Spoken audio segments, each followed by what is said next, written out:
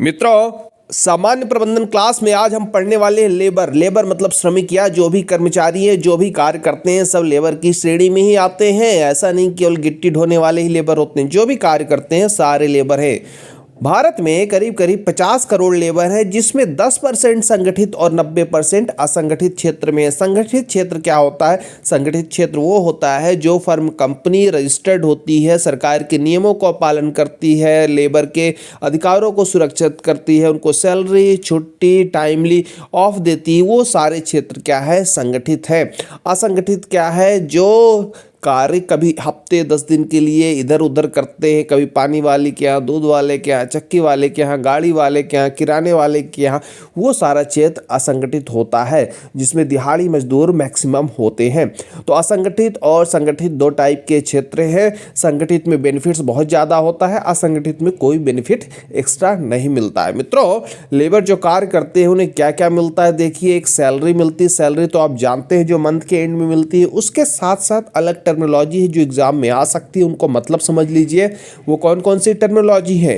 वो है सैलरी है, कंपनसेशन है, रिम्यूनरेशन है, सीटीसी है, इमोल्यूमेंट्स है और वेज। सबका मतलब समझिए। सैलरी मतलब जो मंथ के एंड में मिलती है, इसको जानते हैं। इस पे डिटेल में डिस्कशन अभी आगे हम करेंगे इधर। लेकिन चलिए आप बात करते हैं कंपनसेशन। तो कंपनसेशन क्या होता है? कंपनसेशन और सैलरी में ये अंतर होता है कि कंपनसेशन आपने जितना कार्य किया उतना भुगतान होता है। अब सैलरी एक महीने में, किसी महीने में ज़्यादा काम हुआ, किसी में कम, सैलरी तो फिक्स रहती है, पर कंपनसेशन ऐसा नहीं है। जितना कार्य उतना भुगतान, उसे बोलते हैं कंपनसेशन। रिम्यूनरेशन क्या है? रिम्यूनरेशन सैलरी के अलावा जो जो चीज़ें मिलती है वो सारा रिम्यूनरेशन। मतलब एक महीने में सैलरी मिली, लेकिन सैलरी आप कहीं गए, ट्रेवल अलाउंस मिल गया, मेडिकल अलाउंस मिल गया, वो सब जो पैसा है सैलरी के साथ जो जुड़ गया, वो सब मिला के रिम्यूनरेशन होगा। तो रिम्यूनरेशन टोटल पैसा जो महीने के अंत में मिलता है वो सारा रिम्यूनरेशन है। अब बात करें इमोल्यूमेंट्स क्या है? इमोल्यूमेंट्स पैसे के अलावा मतलब रिम्यूनरेशन से का भी बड़ा भाई है। सैलरी का बड़ा भाई कौन है? रिम्यूनरेशन। और रिम्यूनरेशन का बड़ा भाई है इमोल्यूमेंट्स। मतलब ये है कि पैसे के अलावा जो आपका जॉब प्रोफाइल है उसमें जो सुविधाएं ऐड होती हैं वो सारा इमोल्यूमेंट्स है। जैसे आपको चाय कॉफ़ी की वहीं पे मशीन मिल जाएगी, आपको अलग कैबिन मिल जाएगा, आपको एक हो सकता है ड्राइवर मिल जाए। इस तरह की जो सुविधा है, अगर आप ऊंचे पदों में जाते हैं, वो सारा क्या हो जाता है? इमोल्यूमेंट्स में आ जाता है।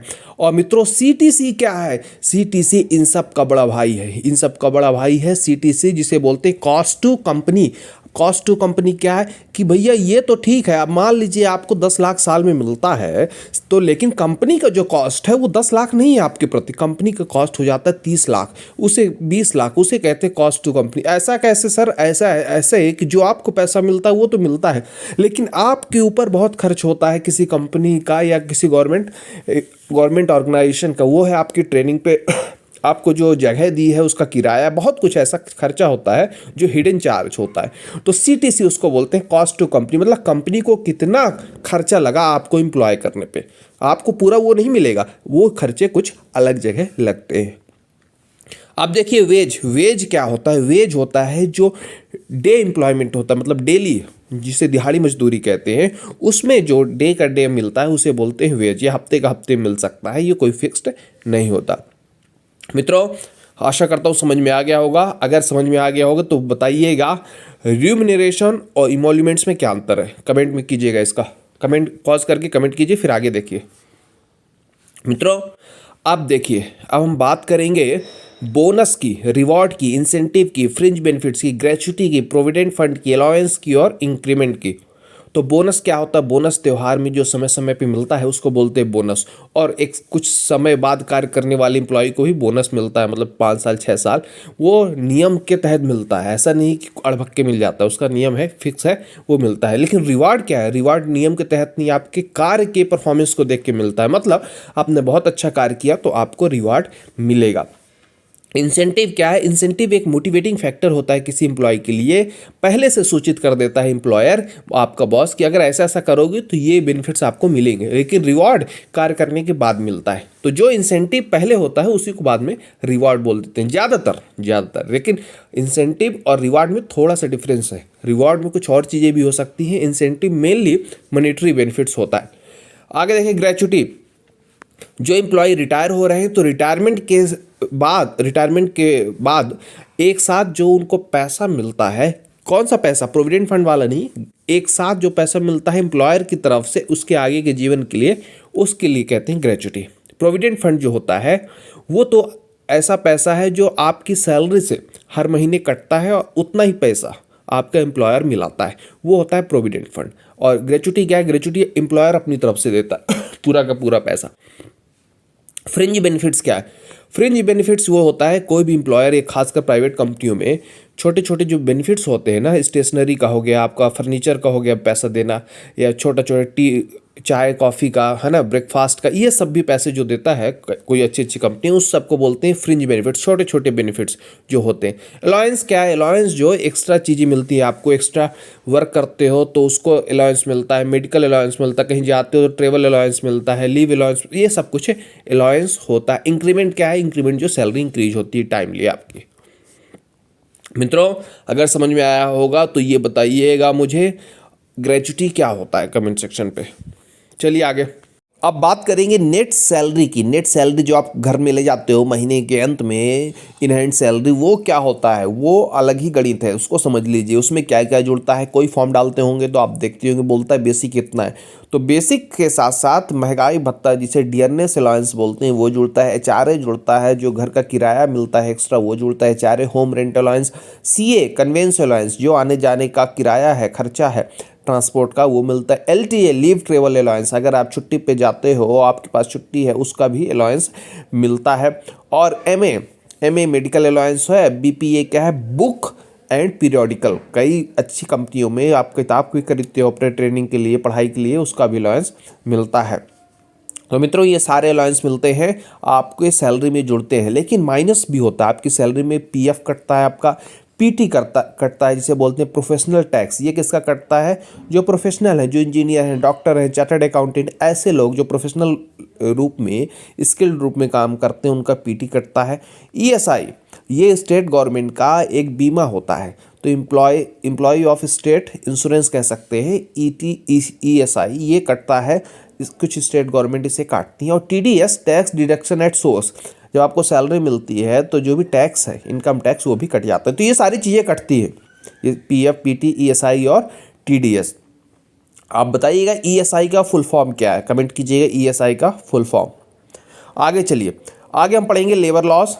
तो लेबर लॉस, टोटल जो मुख्य लेबर लॉस है वो 29 लेबर लॉस हैं, जिसे 4 कोड में सरकार ने बदल दिया है। जी हाँ, सरकार ने 4 कोड में उसे बदल दिया है, इसलिए मैंने अलग से लिख दिया है, एग्जाम में आ सकता है कि कुल कितने लेबर कोड हैं, 4 है, बस नाम पूछेगा तो आप बोलोगे 4 कोड टोटल। अब कौन कौन से 29 लेबर लॉज में कुछ इंपॉर्टेंट लेबर लॉज की ही बात करूंगा, सारी नहीं, जिससे क्वेश्चन आ सकता है, उसका सन पूछ सकता है। तो देखिए, कारखाना अधिनियम 1948 का है, 1948 कारखाना। ट्रेड यूनियन बहुत पहले का है, अंग्रेजों के टाइम का, 1926 का है, उस समय जब अपना कम्युनिस्ट मूवमेंट चल रहा था तब का है ट्रेड यूनियन। औद्योगिक संघर्ष 1947, जब देश आज़ाद हो रहा था तो एक संघर्ष, औद्योगिक संघर्ष भी था 1947। बाल श्रम रोकने का जो अधिनियम है, बाल श्रम प्रोहिबिशन का जो अधिनियम है, वो 1986 में आया, लेकिन 2016 में अपडेट हुआ, इसलिए दोनों सन देखिए, 1986 और 2016। बोनस एक्ट जो है 1965 का है। न्यूनतम भृत्य, मतलब कम से कम, मृत्यु नहीं भृत्य है, कम से कम कितना भत्ता मिलना चाहिए, इसका है 1948 सन याद कीजिए, इतना इंपॉर्टेंट ये नहीं है। पीएफ 1952 ये इंपॉर्टेंट है। मातृत्व जो लाभ है ये बहुत इंपॉर्टेंट है। मेटर्निटी जो बेनिफिट महिलाओं को जो मिलता है वो बहुत ज़्यादा बेनिफिट है।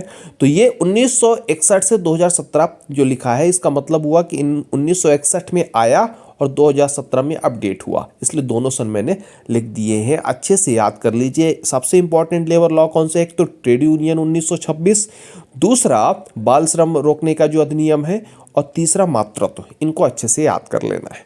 आगे देखिए, तो जो 29 लेबर नियम को 4 कोड में बदल दिया गया है हाल ही में, उसको समझ लीजिए कौन कौन से 4 कोड हैं। वेजेस, आईआरसी, ओएचएस, डब्ल्यूसी और social security code.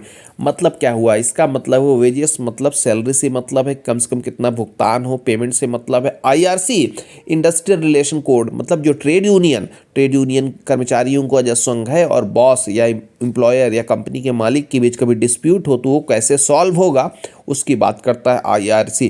OHSWC occupational health safety working condition की बात करता है, मतलब जो एम्प्लॉय कार्य कर रहे हैं वो जगह कैसी है, उसमें हेल्थ का ध्यान रख रहे हैं नहीं रख रहे, सेफ्टी का ध्यान रखना चाहिए, ये सारी चीज़ें एम्प्लॉय का चेकअप होता है नहीं होती, ये सब कुछ इसमें आ जाता है। Social security code, social security code ये है कि अगर कोई एम्प्लॉय की बीमारी है, डेथ हो जाती है, इन सब में कंपनी या सरकार उसे क्या बेनिफिट देती है, ये सब कुछ आ जाता है सोशल सिक्योरिटी में। तो मित्रों ये सब हमने पढ़ा लेबर, सारे टर्म बहुत इंपॉर्टेंट। अगला लेक्चर होने वाला है कंज्यूमर पे, कंज्यूमर की सारी बातें करेंगे, चाहे कंज्यूमर प्रोटेक्शन लॉ जिसे उपभोक्ता बोलते हैं। एक बात बताऊंगा, जो हिंदी वाले सोच रहे होंगे कि मैंने इंग्लिश टर्म यूज़ किया, देखिए जो इम्पॉर्टेंट हिंदी में वो मैं बोलता हूँ, लेकिन ये इंग्लिश में ही आप पढ़िए, इसलिए ये टर्मिनोलॉजी पेपर दोनों में रहेगा, हिंदी इंग्लिश, क्योंकि हिंदी बोलूँगा तो आप खुद ही कंफ्यूज जाओगे, समझ नहीं पाओगे, इतनी क्लिष्ट हिंदी है इसकी। तो आपको पेपर में भी इंग्लिश वाले टर्म देख के आंसर करना है। धन्यवाद।